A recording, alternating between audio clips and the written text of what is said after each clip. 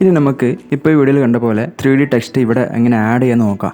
അപ്പോൾ ആദ്യമായിട്ട് ഈ ഫുട്ടേജിലോട്ട് ഞാൻ എന്ത് ചെയ്തതെന്ന് വെച്ചാൽ ട്രാക്ക് ക്യാമറ ഓൺ ആയി കൊടുത്ത് ഇപ്പോൾ ഇത് ഇനീഷ്യലൈസ് ആവുന്നുണ്ട്. ഇവിടെ കണ്ടില്ലേ, പിന്നെ റെൻഡർ ട്രാക്ക് പോയിൻറ്റ്സും പിന്നെ ഡീറ്റെയിൽഡ് അനാലിസിസും ഓൺ ആയി കൊടുത്ത് ഓക്കെ കംപ്ലീറ്റ് ആയിട്ടുണ്ട്. പിന്നെ എന്ത് ചെയ്തു, ഇവിടെ ഒരു ഏരിയ സെലക്ട് ചെയ്തിട്ട് ഞാൻ create text and camera option കൊടുത്തു. ഇനി ഇപ്പോൾ ഇവിടെ ടെക്സ്റ്റ് ക്രിയേറ്റ് ആയിട്ടുണ്ട്. ഓക്കെ, ഞാൻ ടെക്സ്റ്റിൻ്റെ റൈറ്റ് സൈഡ് ലെഫ്റ്റ് സൈഡ് ഒഴിവാക്കി റൈറ്റ് സൈഡും. ഇനിയിപ്പോൾ ഈ 3D ടെക്സ്റ്റ് ഉണ്ടല്ലോ, ഇത് നമുക്ക് എന്താക്കണം, ഒന്ന് നിവർത്തി കൊടുത്താൽ മതി. ഓക്കെ,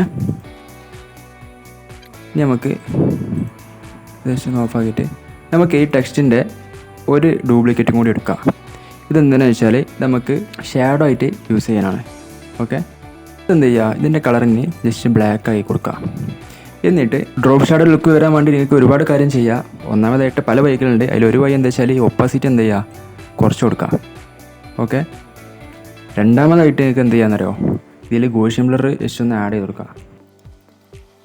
ബ്ലറിനെസ് കുറച്ചൊന്ന് കൂട്ടി കൊടുത്താൽ മതി.